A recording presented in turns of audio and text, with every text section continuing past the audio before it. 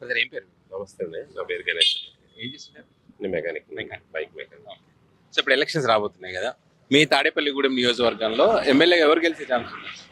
పొడి సత్యనారాయణ గారు గెలిస్తే మళ్ళీ కొంచెం అభివృద్ధి జరుగుతుంది అనేది మా అభిప్రాయం. చేశారేమన్నా?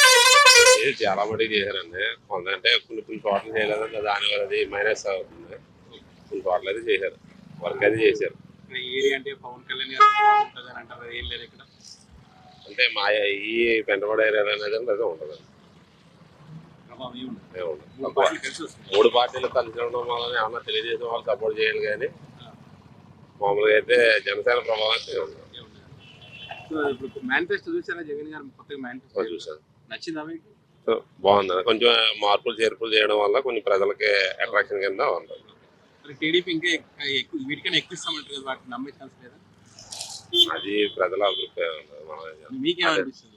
అంటే చేయొచ్చు అంటే మరి ఇప్పుడు మన రాష్ట్రం రోడ్ బడ్జెట్ అందని అంటున్నారు కదా అందరూ. దాన్ని బట్టి మనం ఏం మాట్లాడాలి. చేయొచ్చు, జగన్ గారు అయితే చేయగలరు. ఈ హామీలన్నీ నెరవేర్చగలరు. పొట్టి సత్యనారాయణ గారు గెలిస్తే కనుక మళ్ళీ అనుకున్నంత సారి ఇంకా డెవలప్మెంట్ జరుగుతుంది అనుకుంటున్నారా? జరుగుద్దండి. ఇప్పుడు పొడి సత్యనారాయణ గారు రాకపోతే మళ్ళీ అభివృద్ధి అనేది జరగడం అనేది పక్కన పడిపోతుంది. ఆయన రాకుండా ఉండే ఆయన అభివృద్ధిని ఇప్పుడు ఆయన చేసిన పనులన్నీ మళ్ళీ ఆగిపోయి మళ్ళీ కొత్తగా స్టార్ట్ చేయడం వల్ల వెనక్కి వెళ్ళిపోతుంది. సమస్యలు ఉంటాయి ఆయన వినడం ఇట్లాంటి అని బాగానే ఉంటారండి. ఇబ్బంది ఉండదు ఆయనతో. అందరినీ కలుపుకోగానే వెళ్ళిపోతాం.